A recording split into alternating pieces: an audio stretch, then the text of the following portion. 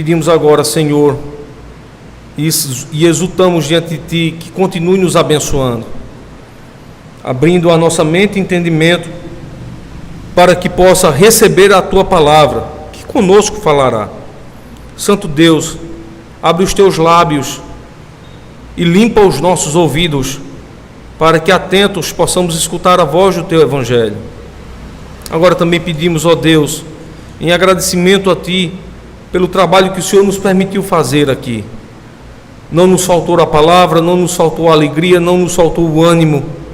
Portanto, ó Senhor, continua sustentando as Tuas servas, que Te servem durante toda a semana, que Te servem nas reuniões, que Te servem nos cultos. Santo Senhor, continua agraciando a Tua igreja, dando-nos do Teu Evangelho, da Tua palavra. Ensina-nos, ó Deus, o Teu Evangelho, para que não nos falte o conhecimento de Ti e dos Teus santos juízos.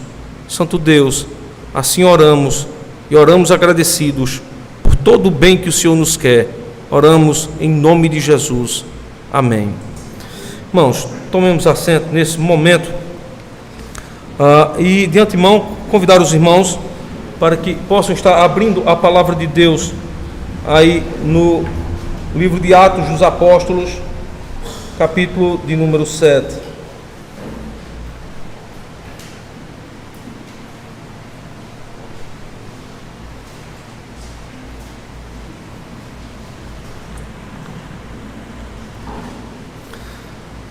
Percebam só, irmãos, Atos capítulo 7, ele é basicamente dividido em duas partes. Uma parte extensamente longa, né? Vai do verso 1 ao verso 53. E uma parte comparada com essa parte longa, extremamente curta, né? Verso 54 ao verso de número 60. O que é que contém essas duas partes?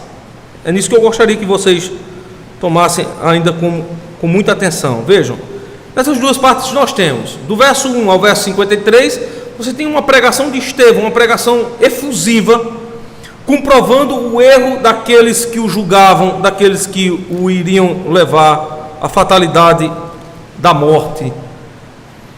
E mais interessante ainda é a forma como Estevão, em pouco tempo, prega todo o desígnio de Deus. Talvez você tenha ouvido essa palavra desígnio e associe à nossa confissão de fé, a confissão de fé de Westminster. Na confissão de fé de Westminster, nós somos instados a crermos na pregação do Evangelho, porque diz a confissão, porque Deus revela a nós todo o seu desígnio, toda a sua vontade, todo o seu querer, todo o seu mandamento, todos os seus mandamentos, todos os seus estatutos. Interessante, irmãos, ainda que do verso 1 ao verso 53, Estevão prega para os seus algozes todo o desígnio de Deus. Ele faz como meio que um panorama de toda a Escritura Sagrada. E é mais impactante ainda, é que Estevão mostra que pelas páginas do Antigo Testamento, Cristo se fazia presente em cada ação. Para Estevão, Cristo era não somente o autor e sustentador da vida dos cristãos, mas era a testemunha viva e ocular que sempre observou a peregrinação do povo de Deus. E eu gostaria de comprovar isso com vocês. Então, eu gostaria de apelar aos irmãos que tomassem em consideração a Escritura Sagrada, especialmente o capítulo de número 7, obviamente, onde nós estamos fazendo a exposição, e atendesse aí ao verso de número 1 ao verso de número 53. Observem a partir do verso 2, como Estevão começa a provar Cristo em toda a página do Antigo Testamento. Veja, ele começa a mostrar Cristo desde a aparição que Deus faz a Adão, desde a revelação que Deus fazia a Abraão.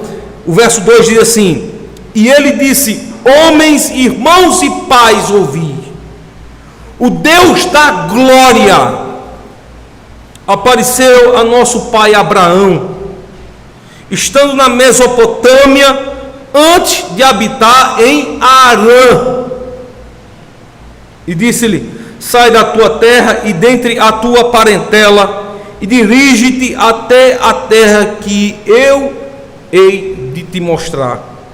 Então veja, no discurso ou na pregação de Estevão, ele começa dizendo o seguinte: olha, o Senhor que eu vou mostrar a vocês, ou vou revelar a vocês, é aquele que desde as páginas dos textos da lei, desde a promessa que o Senhor fez a Abraão, nosso pai, ele havia de se revelar. Aí ele começa mostrando esse testemunho, passando, no entanto, pela forma como Deus se deu a conhecer a Abraão. Em seguida, observem bem que ele vai juntar essa história, a forma como Deus se fez conhecer a todo o povo, a toda a congregação, fazendo lembrança à congregação que havia Deus prometido a Abraão uma promessa e uma herança, mas que antes disso puniria o povo pelos seus pecados, levando-os à terra do Egito, e não somente punindo o povo, mas dura e drasticamente punindo os algozes do povo, punindo, portanto, toda a corte egípcia. E ainda vejam, isso foi no verso 7. No verso 8, ele vai mostrar que essa revelação progressiva de Deus se deu não somente ao pai Abraão, mas se deu a Isaac, Jacó e José. Vejam no verso 8: e deu-lhe a aliança da circuncisão, falando a Abraão, e assim gerou Isaac, e o circuncidou ao 8º dia, e Isaac a Jacó, e a Jacó os 12 patriarcas. E os patriarcas, movidos de inveja, venderam José para o Egito, mas Deus era com ele. O que é que Estevão está fazendo? Veja, você tem aqui um tribunal montado. Estevão está sendo julgado, e julgado pela sua fé. Interessante, incrível, é que Estevão está sendo julgado porque crê na Escritura Sagrada, porque prega a palavra de Deus. Essa mesma Escritura que criam os seus adversários. E como se eles não conhecessem a Escritura, Estevão está dizendo assim: olha, por que vocês estão me julgando? Veja, eu creio naquela mesma crença, naquela mesma fé da qual creu o nosso pai Abraão. E veja, eu creio tanto nisso, que sei o que Deus fez a ele quando se revelou, mostrando entre tantas coisas que ele deveria circuncidar a sua descendência. Portanto, Abraão circuncidou a Isaac, e Isaac foi a Jacó, e Jacó fez isso aos patriarcas. Mas observem o verso 7, ele parece explanar toda a história do povo de Deus. No verso 7 nós lemos: e eu julgarei a nação que eu estiver escravizado. Veja, ele está mostrando aqui que conhece todo o trajeto do povo de Deus, e não somente ele conhece todo o trajeto do povo de Deus, mas ele conhece aquele que andava entre o povo de Deus. Ele agora vai mostrar que Deus punirá toda a terra do Egito, e diz assim: e julgarei a nação que os tiver escravizado, disse Deus, e depois disso sairão e me servirão neste lugar. Veja, por causa da crença em Deus, os homens foram livres da escravidão e do horror para servirem a Deus justamente naquele lugar onde ele se encontrava. O que Estevão estava mostrando ao povo? Observe só. Estava dizendo para toda a plateia que lhe ouvia: anteriormente, Deus livrou os nossos pais para que neste lugar eles pudessem servi-lo. Os nossos pais que creram em Deus e creram na sua revelação, creram na palavra. Por causa da palavra e da crença em Deus, neste lugar, hoje eu estou sendo julgado e condenado por vocês. Olha a contradição, irmãos. Deus levou um povo, uma multidão, para que lá nas terras de Jerusalém, o povo livremente servisse e adorasse a Deus, porque creram em Deus e confiaram na sua palavra. Aí Estevão está dizendo, porque eu creio em Deus, e porque confio nas suas promessas, na sua palavra, eu estou sendo agora julgado e condenado por vocês. Olha como as coisas se invertem. 400 anos o povo estava sendo escravizado no Egito, e porque creram em Deus e confiaram na palavra de Deus, Deus os libertou para que naquela terra eles livremente pudessem adorar ao Senhor. Agora naquela mesma terra, porque alguém crê em Deus e confia na sua palavra, estava sendo julgado, escravizado pelos homens. O que Estevão está fazendo aqui? Deve estar mostrando literalmente a contradição de um coração pecador. Está dizendo assim, uma prova de que vocês não conhecem a Deus é porque vocês lutam contra a verdade do Senhor. Vocês lutam contra a revelação verdadeira do Senhor. Vocês fazem algo que está completamente contrário à revelação de Deus. Irmãos, não pensem que o homem, quando desobedece ou descrê em Deus, todas as suas ações se voltam contra ele, porque ele peca literalmente contra o Senhor em toda coisa que faz. Toda coisa que faz ele peca contra o Senhor. E ele faz isso por não amar a Deus e não conhecê-lo. E ele pensa que aquilo que ele faz está correto, está certo, é verdadeiro e é justo, quando na verdade não o é. Irmãos, quando nós lutamos contra a verdade, é contra Deus que lutamos. E quando nós lutamos contra Deus, porque lutamos contra a sua verdade, é ao lado do pecado que estamos. É normalmente assim que se dá a história do povo de Deus. Em alguns momentos, os filhos de Deus se esqueceram do Senhor quando se apartaram da sua palavra e se apegaram ao pecado. Afinal de contas, eu já disse aqui algumas vezes, pecado é coisa boa, que alimenta o nosso ego, a nossa carne. Mas o pecado é terrível à nossa alma. Porque se por um lado ele satisfaz o desejo da carne, por outro lado ele nos aparta de Deus, ele nos coloca para bem distante do Senhor. Não à toa Paulo, reclamando a palavra de Deus aos romanos, disse que, ora, todos nós pecamos contra o Senhor e extraviados estamos da sua vontade. Paulo mostra claramente que o coração do homem em pecado ama correr para bem distante de Deus, porque comete coisas que vão de encontro à verdade. João, no capítulo 1 do seu evangelho, diz que os homens não conheceram a verdade de Deus, antes, em seus próprios juízos e concepções, a rejeitaram. João diz, ele veio para o que era seu, mas os seus não o receberam. Interessante que lá no capítulo 1 do evangelho de João, a palavra receber também pode ser traduzida para a nossa língua portuguesa como reconhecer. Então seria basicamente o seguinte: veio para o que era seu e os seus não o reconheceram. João explica porque eles não receberam a Cristo e portanto não o reconheceram.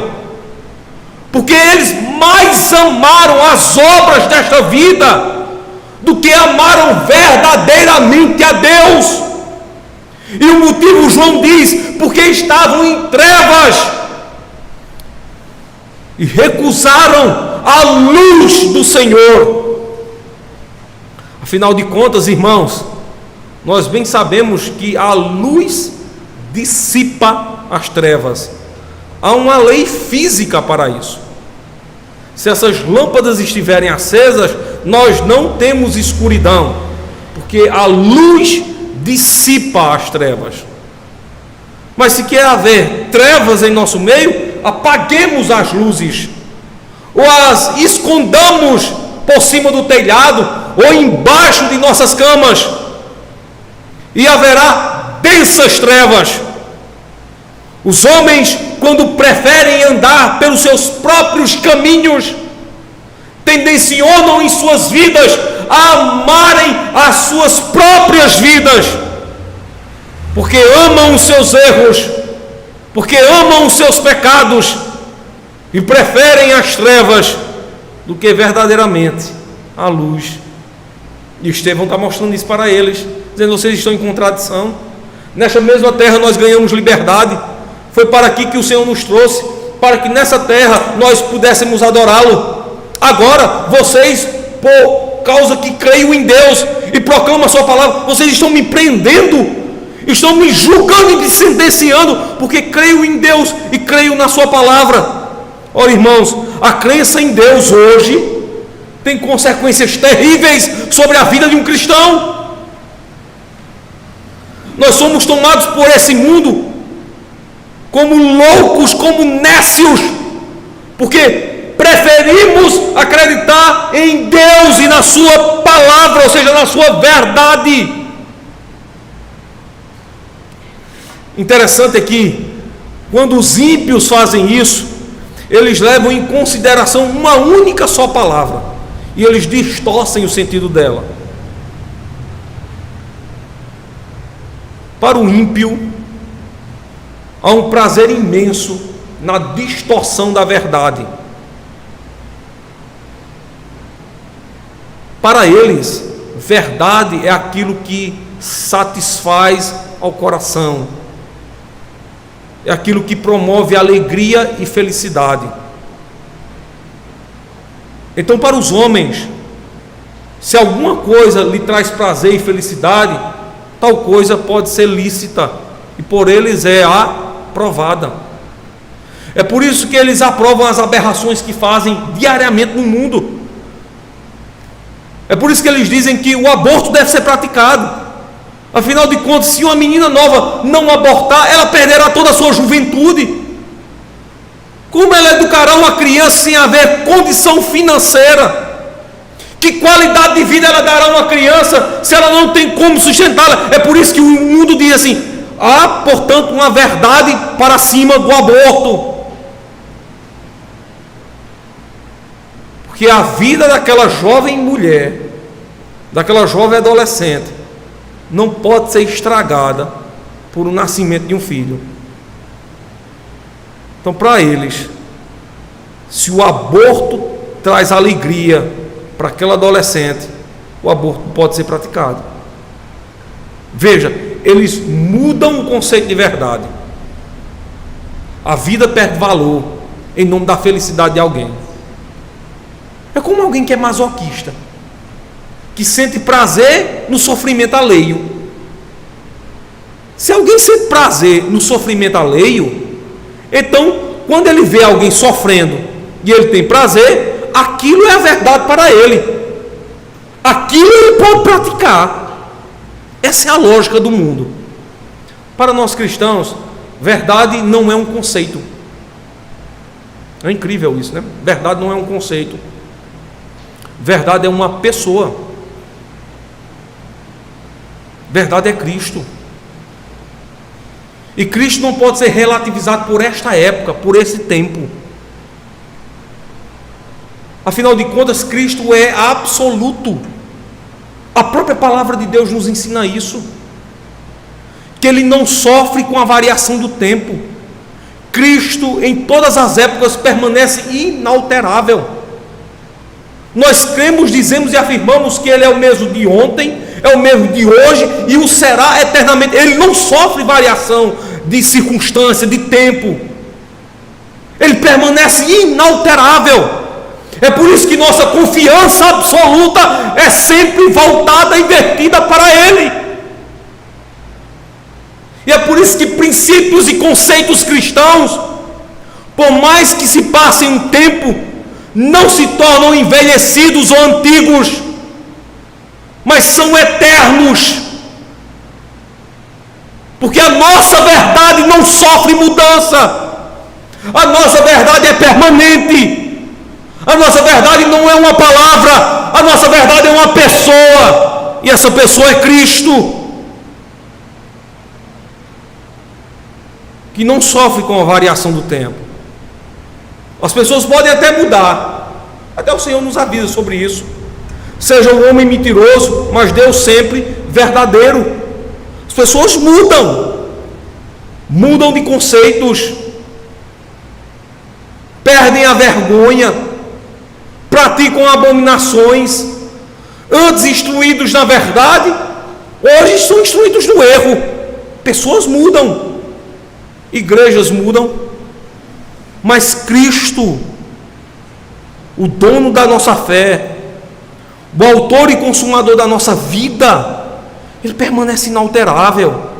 Eis o motivo que Estevão agora, ao proclamar Cristo no Antigo Testamento, para toda aquela corte que o julga, ele está mostrando algo que permaneceu inalterável, que por seu sacrifício chama homens à verdade, e que espera que esses homens que são chamados à verdade vivam uma vida piedosa, ainda que suas vidas corram o risco de receberem como prêmio a morte.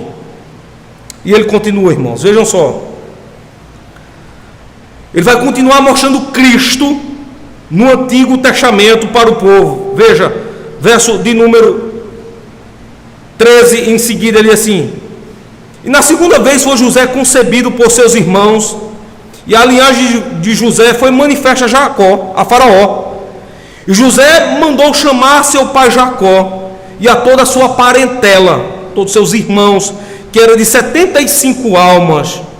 Jacó desceu ao Egito, e morreu ele e nossos pais, e foram transportados para Siquém, e depositados na sepultura de Abraão, na sepultura que Abraão comprara por certa soma de dinheiro aos filhos de Emor, pai de Siquém. Aproximando-se, porém, o tempo da promessa que Deus tinha feito a Abraão, o povo cresceu e se multiplicou no Egito. Que promessa foi essa? Deus tinha dito a Abraão que faria da sua semente uma numerosa multidão, e ele até usa uma figura de linguagem para isso, né? E assim, tão numerosa quanto as estrelas do céu e quanto os grãos de areia da praia. Veja, Estevão está mostrando a fidelidade de Cristo, a fidelidade de Deus em suas promessas para o povo. E ele ainda vai mais adiante. Vejam só, irmãos. Até que se levantou outro rei, verso de número 18, que não conhecia José. Esse, usando de astúcia contra a nossa linhagem, maltratou nossos pais, a ponto de os fazer enjeitar as suas crianças, para que não se multiplicassem. Nesse tempo, nasceu Moisés, e era muito formoso, foi criado 3 meses em casa de seu pai, e sendo enjeitado, tomou a filha de Faraó e o criou como seu filho. E Moisés foi instruído em toda a ciência dos egípcios, e era poderoso em suas palavras e obras. E quando completou a idade de 40 anos, veio-lhe ao coração ir visitar seus irmãos, os filhos de Israel.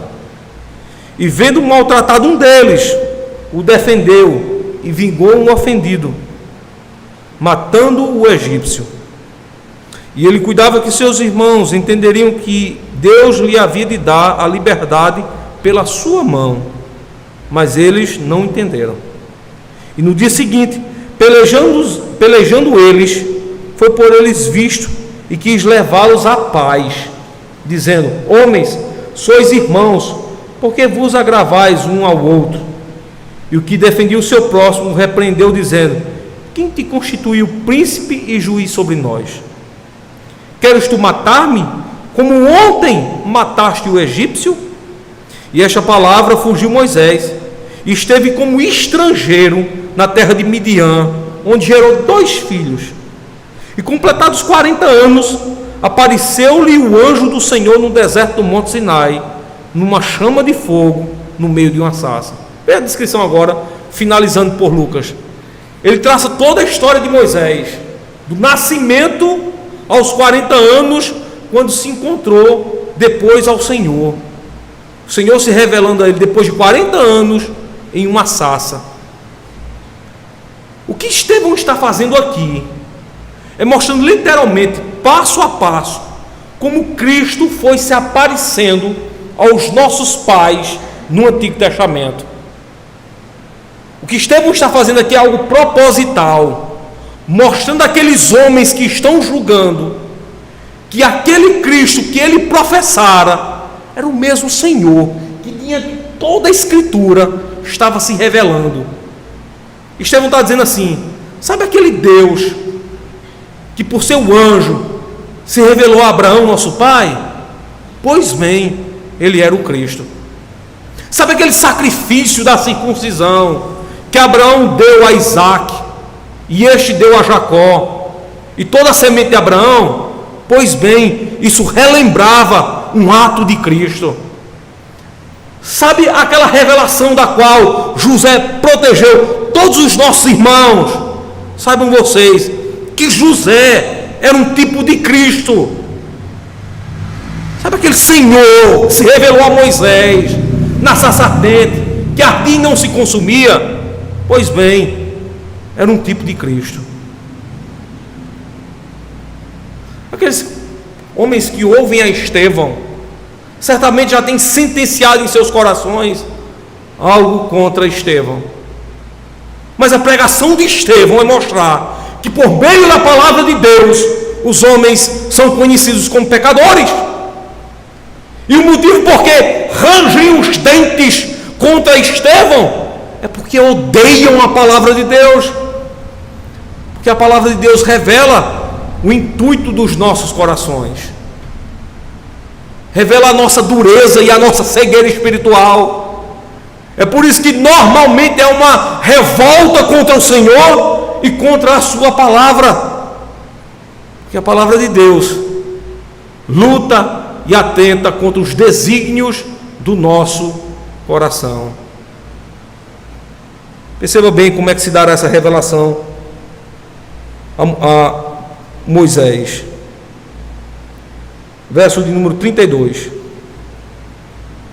O Senhor diz: eu sou o Senhor, o Deus de teus pais, o Deus de Abraão, o Deus de Isaac, o Deus de Jacó. E Moisés, todo trêmulo, não ousava olhar. Disse-lhe o Senhor: tira a sandália dos teus pés, porque o lugar em que estás é terra santa. Tenho visto atentamente a aflição do meu povo que está no Egito, e ouvi os seus gemidos, e desci a livrá-los. Agora, pois, vem e enviar-te-ei ao Egito. A este Moisés, ao qual haviam negado, dizendo: quem te constituiu príncipe e juiz? A este enviou Deus como príncipe e libertador, pela mão do anjo que lhe aparecera na sarça. O que é que Estevão está dizendo? Sabe Moisés, que foi libertar o povo do Egito? Quem o enviou ao Egito, portanto, foi o Senhor Cristo. Esse que vocês estão me julgando, esse pelo qual vocês estão me condenando, pelo qual estou sendo preso. O passo a passo de Cristo nas páginas da lei do Antigo Testamento.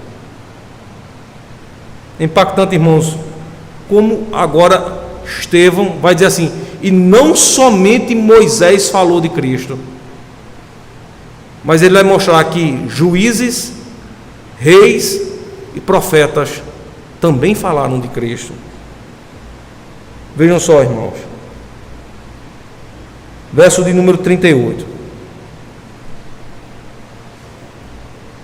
Este é o que esteve entre a congregação no deserto, com um anjo que lhe falava no monte Sinai, e com os nossos pais, o qual recebeu as palavras de vida para nulas dar, a qual nossos pais não quiseram obedecer, antes o rejeitaram, e em seu coração se tornaram ao Egito, ou seja, voltaram em seus corações e pensamentos à vida do Egito.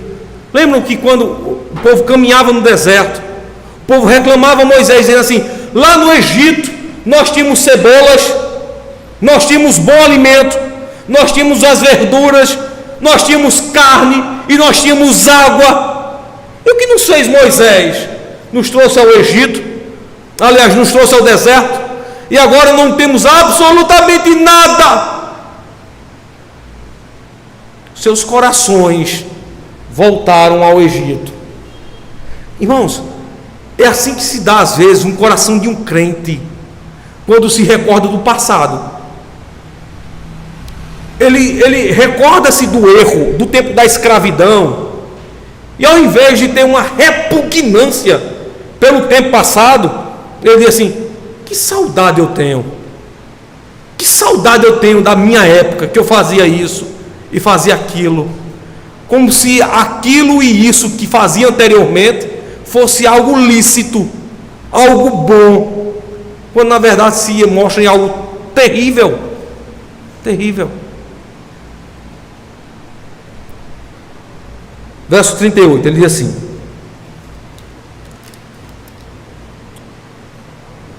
aliás, verso número 40, dizendo a Arão: faze-nos deuses. Olha o que é que o pecado nos leva: idolatria, que vão adiante de nós, porque é este Moisés que nos tirou da terra do Egito. Não sabemos o que lhe aconteceu. Deus estava se revelando a Moisés lá no monte Sinai por um espaço de 40 dias. Naqueles dias fizeram um bezerro e ofereceram sacrifícios ao ídolo e se alegraram nas obras das suas mãos. Mas Deus se afastou e os abandonou, a que servissem ao exército do céu, como está escrito no livro dos profetas: porventura me oferecestes vítimas e sacrifícios no deserto por 40 anos, ó casa de Israel? Antes tomaste o tabernáculo de Moloque e a estrela do vosso Deus Renfã, figuras que vós fizeste para as adorar. Transportar-vos-ei, pois, para além da Babilônia. Veja, agora Estevão está dizendo assim: uma vez que o Senhor os livrou do cativeiro lá do Egito, o povo, ao invés de descansar em Deus, lembrou-se do passado, se tornaram idólatras, buscaram e serviram aos ídolos, a quem Deus jurou: vocês virão, portanto, para Babilônia. Lembre-se da história do povo de Deus, libertados do Egito, 40 anos peregrinando no deserto, entraram em Canaã, pecaram contra o Senhor, desceram para a Babilônia. Qual é a lição que nós tomamos aqui?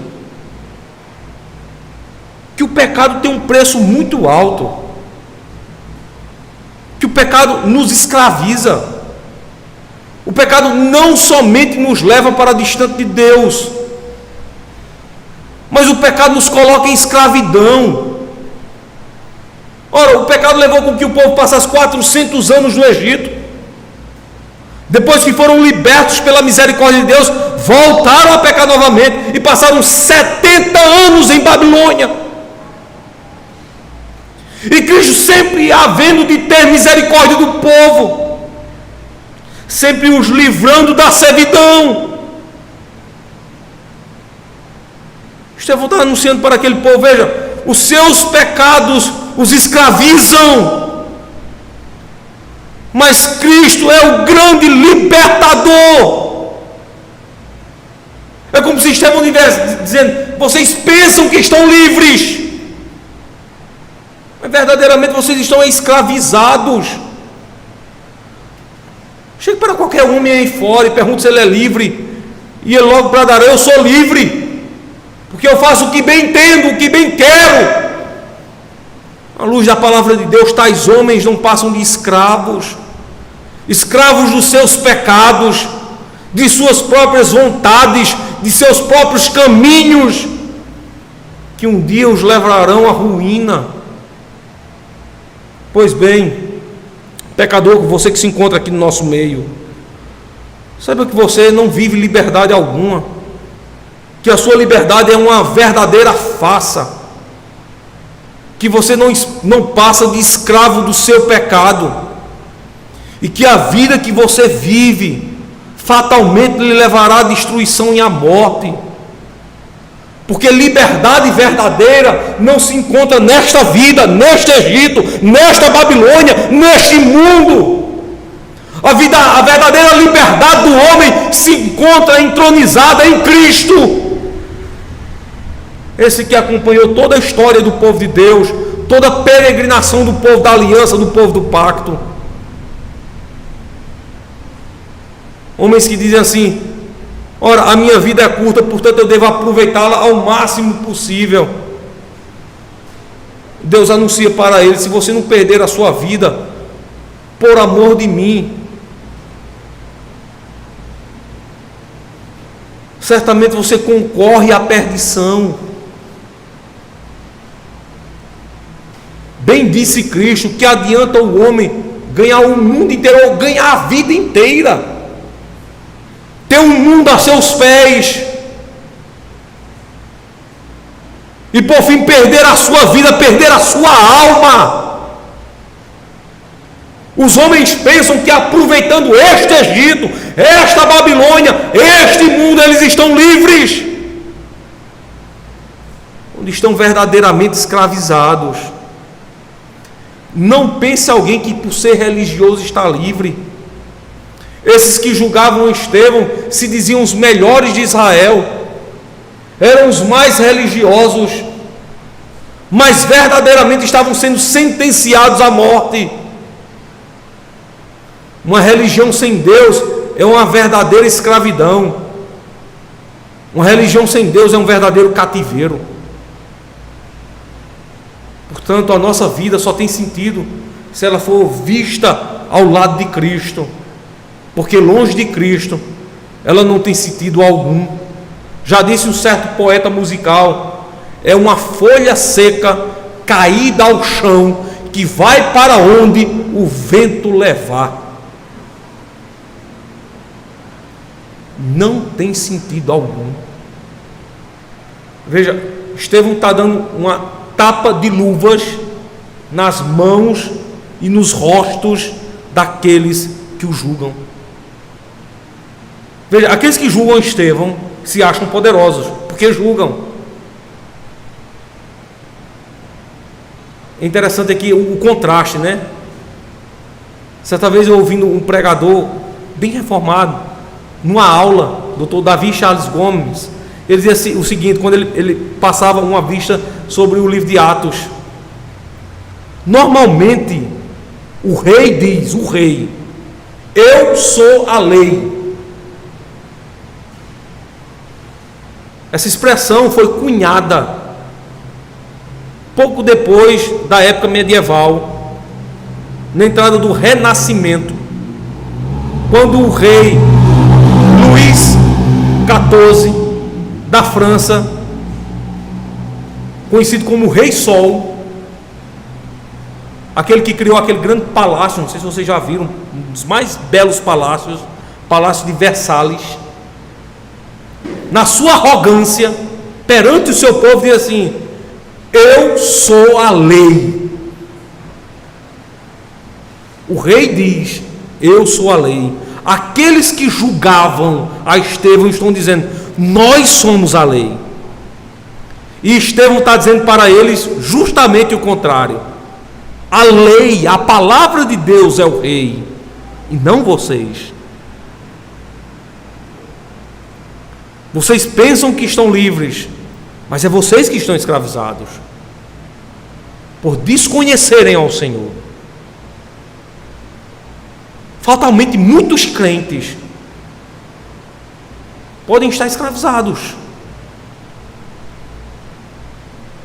Porque infelizmente parece que se tornaram religiosos. Porque vivem uma vida sem Cristo. E porque se tornaram religiosos,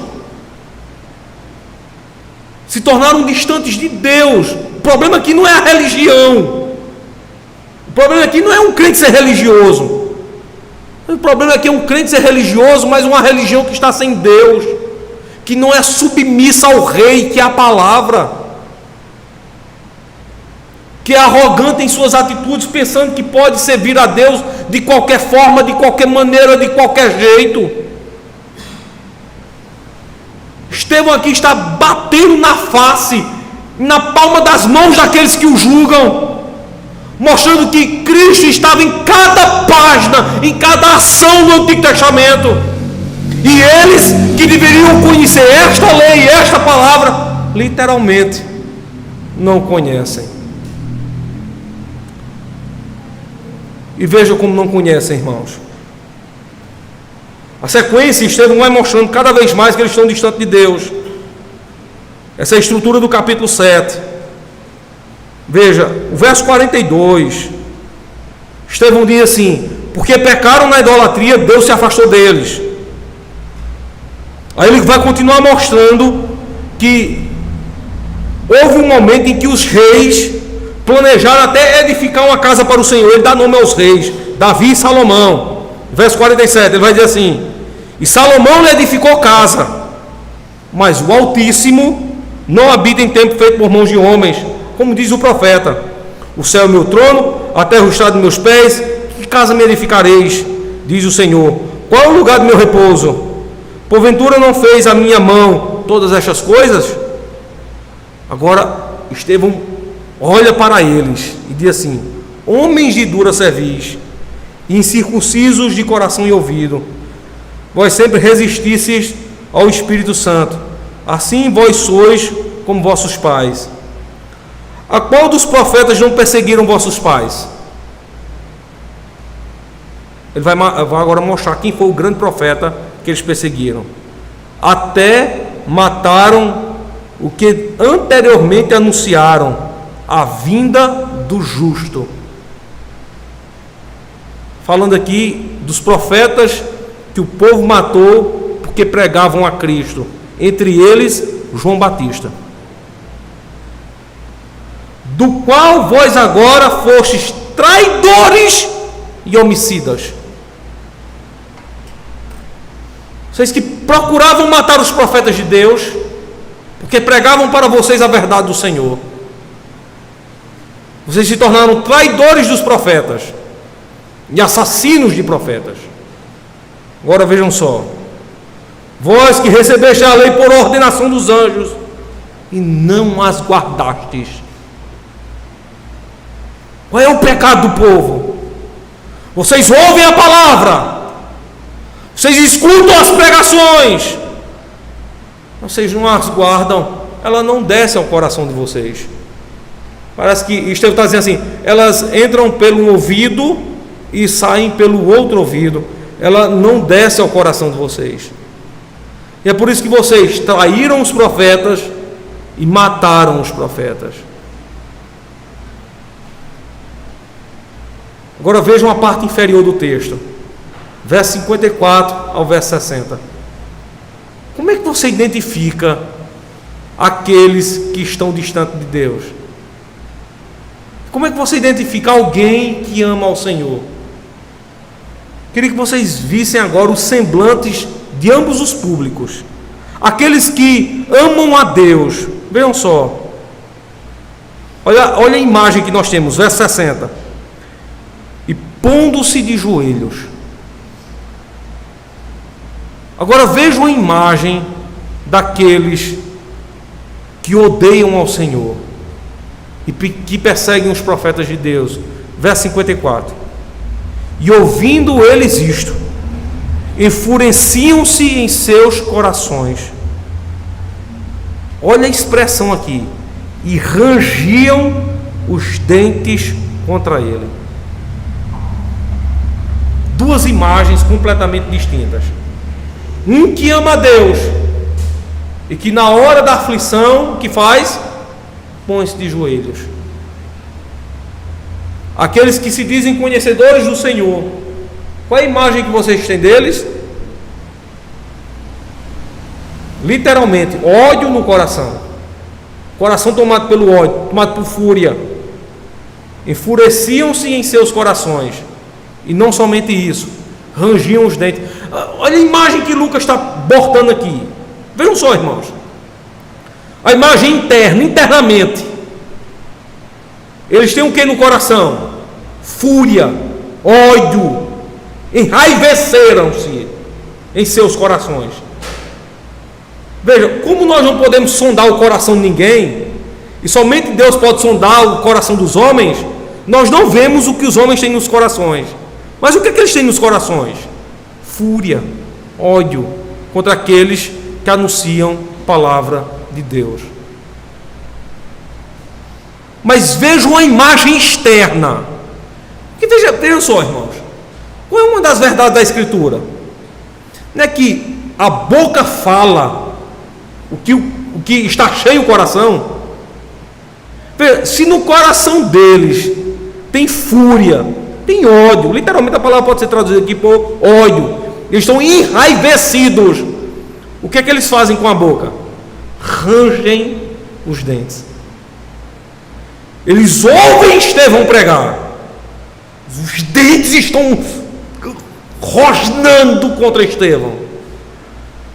Tiago dá uma imagem perfeita sobre isso. Ele diz assim: o nosso adversário é o diabo, e ele está ao nosso derredor, bramando como um leão, como se tivesse força para nos tragar. A palavra lá, bramar como um leão, é ranger os dentes como um leão. Eles ouvem a pregação de Estevão, e ao invés de estarem maravilhados com aquilo, eles rangem os dentes contra Estevão. E qual é a atitude de homens que lutam contra Deus? Vocês acham que é gerar vida? Eles sempre clamarão pela morte. É por isso que os ímpios defendem um aborto,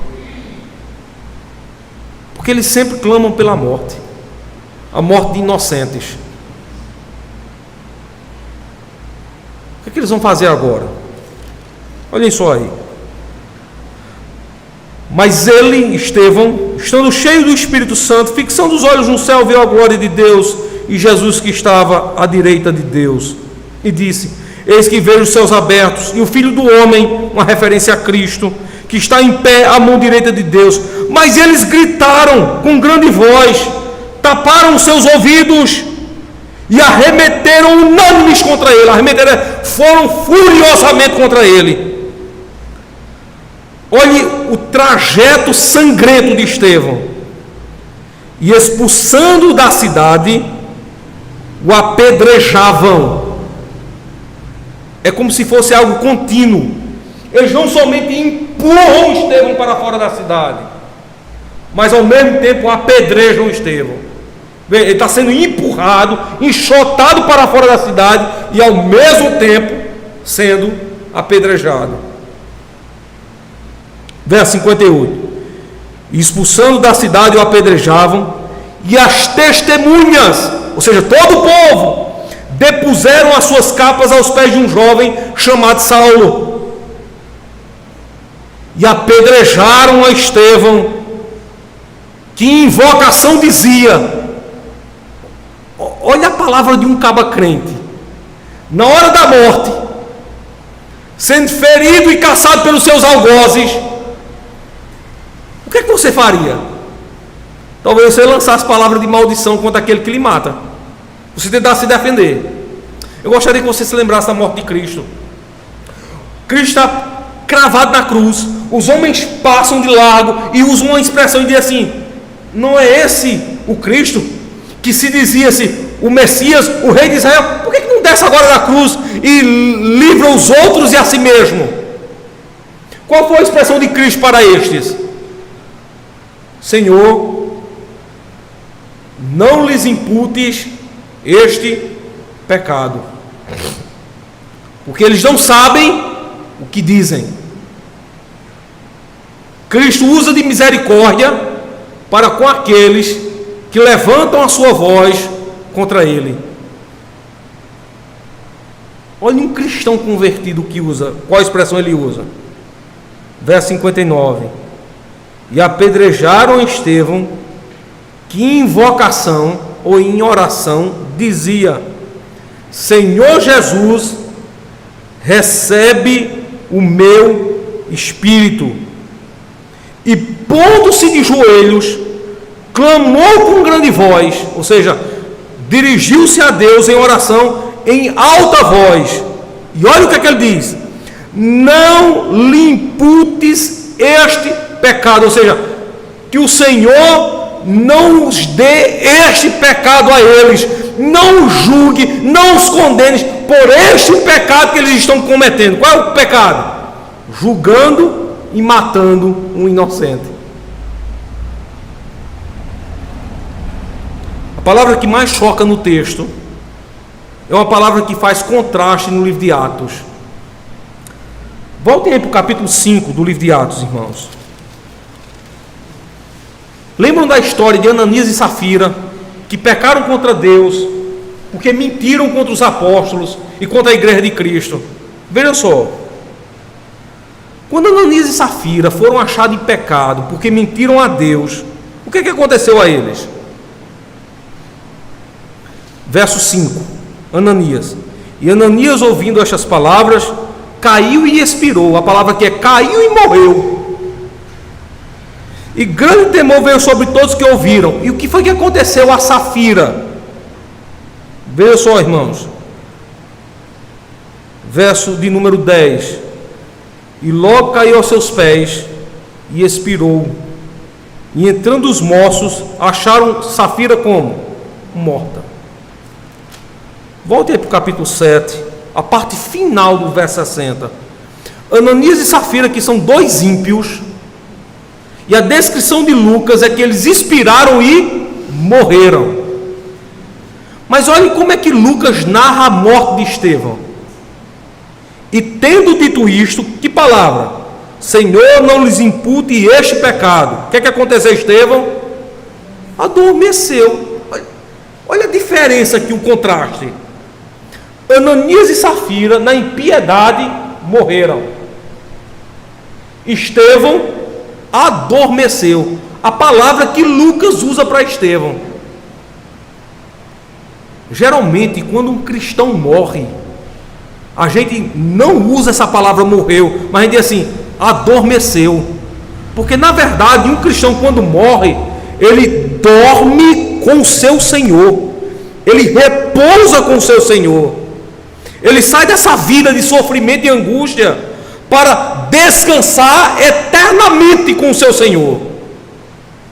Um ímpio não. O ímpio quando morre, ele morre verdadeiramente.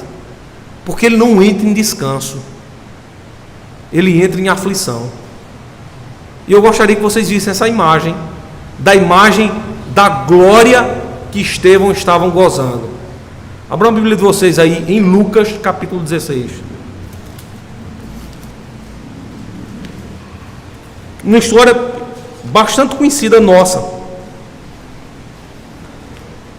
Lucas capítulo 16, verso de número 19, é a história do rico e Lázaro. Eu gostaria que vocês vissem o gozo que Estevão agora estava gozando, por ter descansado, adormecido com o seu Senhor. Vejam só. Ora, havia um homem rico, e vestia-se de púrpura e de linho finíssimo, e vivia todos os dias regalada e esplendidamente. Havia também um certo mendigo, chamado Lázaro, que jazia cheio de chagas à porta daquela, e desejavam alimentar-se com as migalhas que caíam da mesa do rico, e os próprios cães vinham lamber-lhe as chagas. E aconteceu que o mendigo morreu, e foi levado pelos anjos para o seio de Abraão. E morreu também o rico, e foi sepultado. E no inferno, a imagem do rico, viu? Ergueu os olhos, estando em tormentos, e viu ao longe Abraão e Lázaro no seu seio. E clamando disse: Pai Abraão, tem misericórdia de mim e manda Lázaro que molhe na água a ponta do seu dedo e me refresque a língua, porque estou atormentado nesta chama. Disse, porém, Abraão: Filho, lembra-te que recebeste os teus bens em tua vida, e Lázaro somente males. E agora este é consolado e tu atormentado. Até aí, irmãos. Distinção: aqueles que adormecem no Senhor são guardados, consolados, verdadeiramente descansam com o seu Deus. Agora, olha o que acontece ao ímpio. Ele, quando morre, morre verdadeiramente. E ao invés de ser consolado, ele é o quê? Atormentado. Lembra o que disse o autor de Hebreus? Ao homem está destinado o quê? Morrer uma só vez, vindo depois disso o quê? Juízo. Juízo. A pregação de Estevão e a sua fidelidade a Deus levou com que ele descansasse plenamente com o Senhor. O meu mais puro desejo, irmãos, é que nós sejamos tão fiéis a Deus como Estevão foi, para que no dia da nossa visitação, no dia que o Senhor pedir a nossa alma, nós possamos descansar com Ele e não sermos atormentados por causa da nossa infidelidade. Abençoe, Senhor, o seu povo e nos mantenha fiéis, ou nos mude para a fidelidade, para que nesta vida e naquela que nos aguarda, nós possamos descansar com o nosso Senhor. Amém, irmãos.